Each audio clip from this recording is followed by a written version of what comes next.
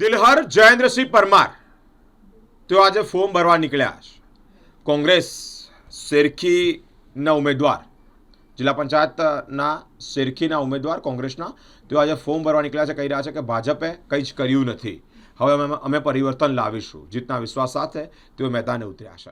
અમે દાવેદારી કરી છે ભારતીય રાષ્ટ્રીય કોંગ્રેસ પક્ષ તરફથી. 25 શેરખી જિલ્લા પંચાયત અમારી બેઠક છે. બેઠકનું છે સ્ત્રી બેઠક છે, સામાન્ય સ્ત્રી છે. અને આજે ફોર્મ ભરવા માટે અમે લોકો આવ્યા છે.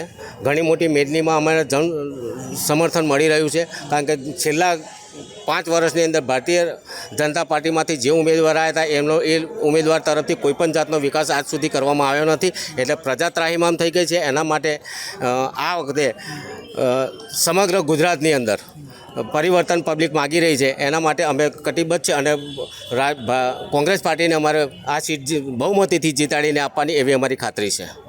જીતનો કેટલો આશાવાદ? જીતનો અમારો 100%, પણ અમારે વધારે આશા છે. અને પરિવર્તન થશે ત્યારે તમે લોકો જ અમારું મીડિયા, સમગ્ર મીડિયાવાળા અમારું સારામાં સારું કવરેજ કરશે એવી અમને ખાતરી છે.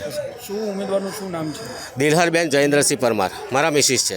સ્ત્રી બેઠક છે. આ સ્ત્રી બેઠક છે. શું પ્રજા વચ્ચે શું મુદ્દાઓ લઈને જશો?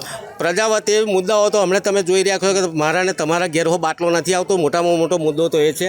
કોઈ પણ જગ્યાએ જાઓ તો તમને રોડ રસ્તાની દરેક જગ્યાએ ખામી મળે છે. અને વિકાસ તમે જુઓ તો અમારા શેરખી જિલ્લા પંચાયતની આખી જિલ્લા પંચાયતની અંદર તમે ફરશો તો દરેક ગામની અંદર કોઈનું કોઈ લગભગ કામ નહીં થાય. અને ખાલી એમના પોતાનું જે ગામ છે એ ગામનો તમે હું એવું આપણે આપ શ્રી મીડિયા થકી કહેવા માગું કે એમના પોતાનું ગામનો તમે વિકાસ જોયો કે એમના પોતાના ગામનો કેટલો વિકાસ કર્યો છે એમને.